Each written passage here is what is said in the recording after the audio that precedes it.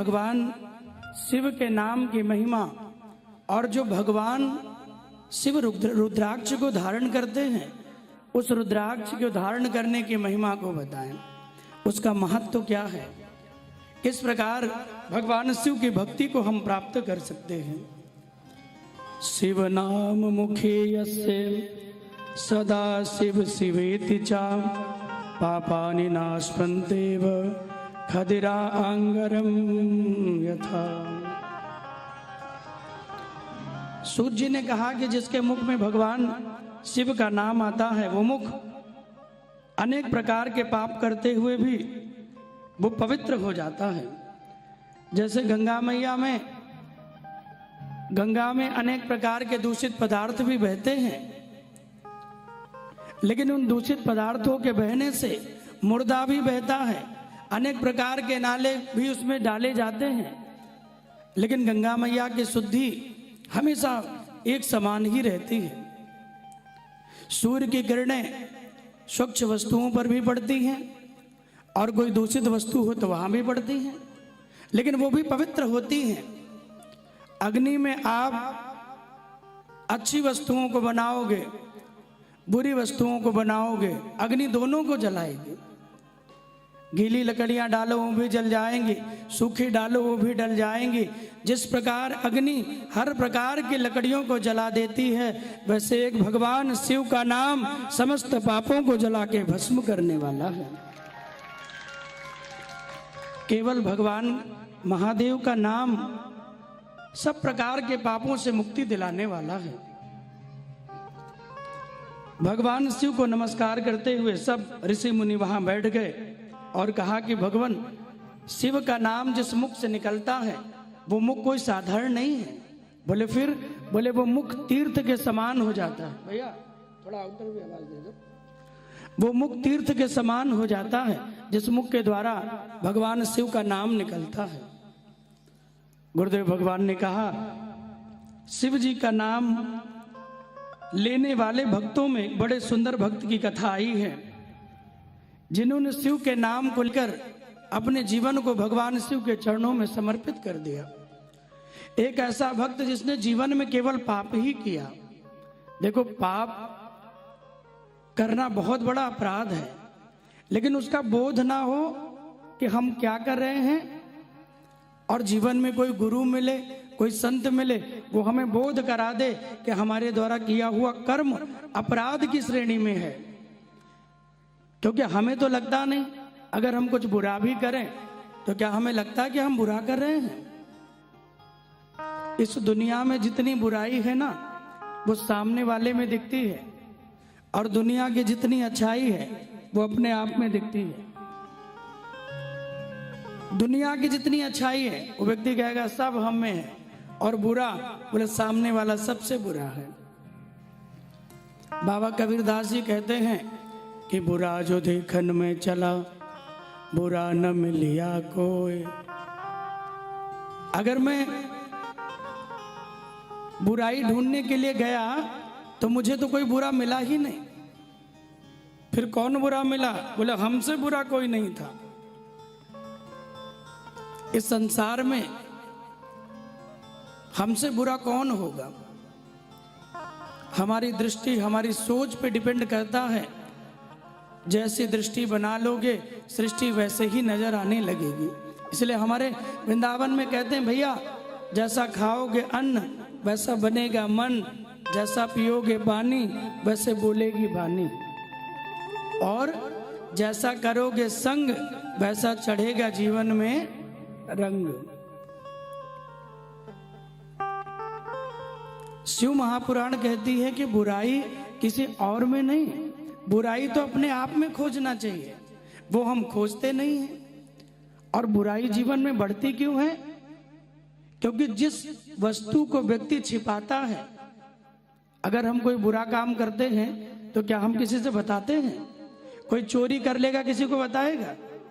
और अगर पूजा कर ले, एक दिन व्रत कर ले, माला कर ले, कोई अनुष्ठान कर ले, पूरे गांव में, पूरे नगर में ढिंढोरा पीटेगा। कोई पूछ ले, भैया आजकल दिखे नहीं?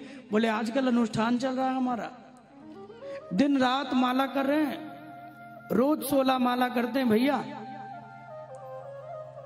शिव महापुराण ये भी कहती है बंधु, सूत जी कह रहे हैं कभी भी अपनी अच्छाइयों को किसी से कहो मत। आप अच्छाइयों को जितना बताओगे उतना कम होती जाएगी, और जितना बुराई को छिपाओगे उतना वो बढ़ती जाएगी। बताना है अपनी कमियों को बताओ, जो अच्छा किया वो केवल ईश्वर जाने और कोई दुनिया में न जाने। कुछ दान भी कर दिया, सेवा भी कर दी, उसका भी गुणगान मत करो।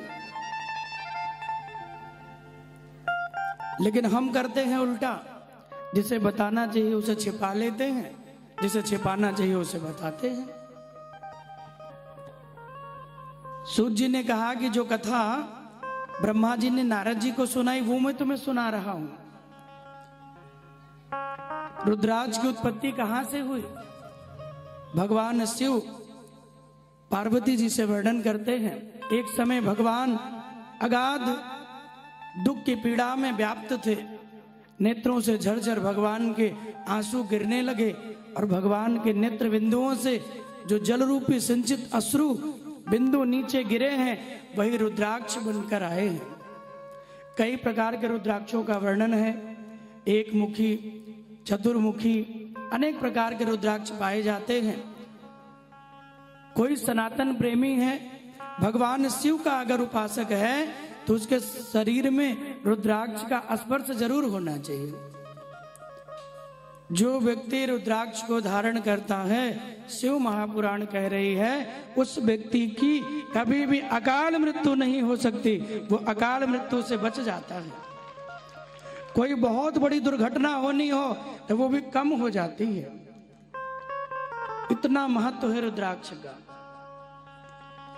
कई लोग गले में पहनते हैं, हृदय के पास रुद्राक्ष को धारण करते हैं। भगवान शिव रूप में रुद्राक्ष में बसकर हर समय अपने भक्त के प्राणों की मानो रक्षा करते हैं।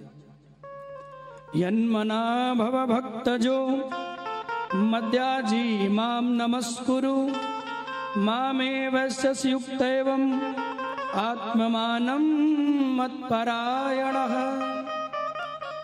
अपने मन की गति को निरंतर भगवान शिव में लगाकर और केवल इतनी प्रार्थना करो, हे प्रभु मैं आपका भक्त बन जाऊं, हे प्रभु मैं आपका सेवक बन जाऊं।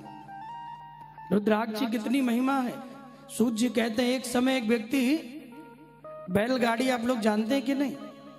आजकल तो मोटर गाड़ी हो गई, बहुत सारी गाड़ियां आ गई बड़ी डिजाइन वाली। पहले एक गाड़ी होती थी बैलगाड़ी, 2 बैल जुड़े होते थे, उसमें लोग आराम से, गांव में आज भी होती है। आप मध्य प्रदेश के गांव में निकलोगे तो वहां बहुत मिलती है। जो नारदेव में अभी हमने कथा की तो कलश यात्रा में हमें बैलगाड़ी पे चढ़ा दिया। 4-5 बैलगाड़ी ले आए एकदम सजा धजा के। हमसे बोले महाराज मर्सिडीज पे घुमाएंगे, तो हम कहे चलो बढ़िया है, आज मर्सिडीज में भी घूम ले। बढ़िया बैल वैल सजा के ले आए और बोले बैठो। हम कहे कहाँ है गाड़ी? बोले यही गाड़ी है। हम कहे ये मर्सिडीज है तो पहली बार जाने। बोले महाराज उस मर्सिडीज में बैठोगे तो धक्का नहीं लगेगा, लोग सो जाते हैं तो भी धक्का नहीं लगता, इस पे बैठोगे तो ये सोने नहीं देगा, पूरा हिलाता डुलाता रहे। से गो श्री राधे। और बढ़िया हमने यात्रा की, उसका वीडियो भी आप कोई ना कोई देखा होगा। तो बैलगाड़ी में कुछ व्यक्ति जा रहे थे। अब जो बैलगाड़ी में जा रहे थे तो चलाने वाले व्यक्ति ने देखा कि 2 लोग आपस में बातें करते हुए जा रहे हैं। तो विचार करने लगे क्या बात कर रहे हैं, तो धीरे से सुनना चाहा। सुनाई नहीं दिया तो पास में गए और बोले भगवान आप दोनों कौन हैं और किसी के मरने की बातें क्यों कर रहे हैं? कौन मरने वाला है? तो वो दोनों कोई और नहीं, शिव के गण थे।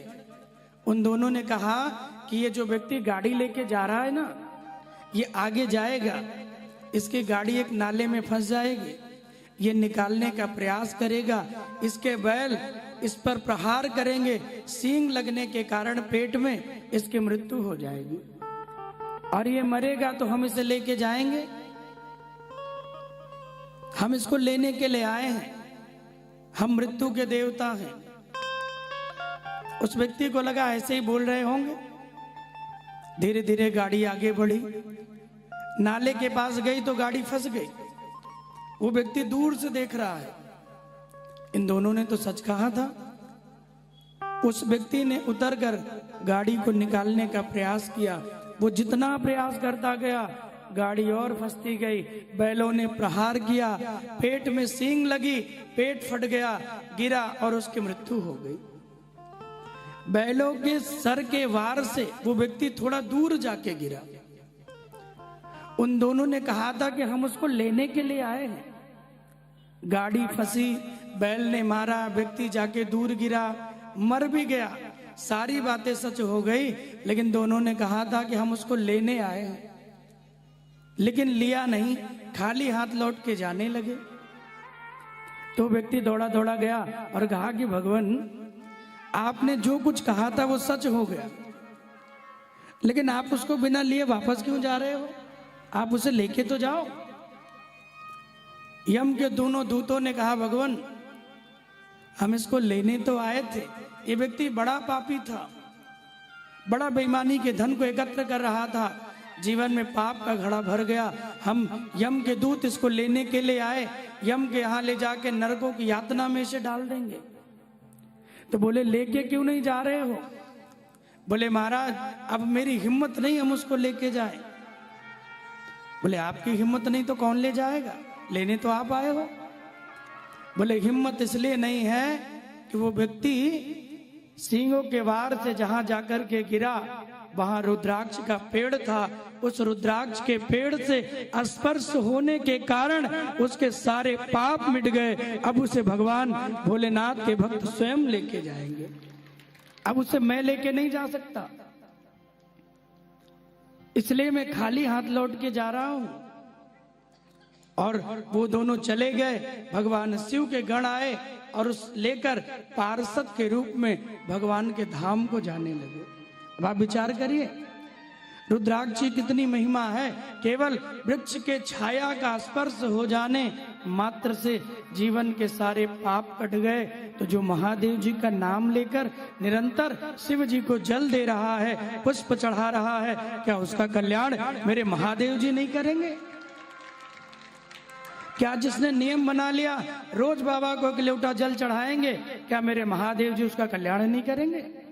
बोले हाँ या ना? कौन सिद्धि न बिन विश्वास। आप दुनिया में कोई काम करते हो बंधु ना, तो बिना विश्वास के वो सिद्ध नहीं होता। और भगवान शंकर और माता पार्वती ये दोनों श्रद्धा और विश्वास के ही रूप हैं।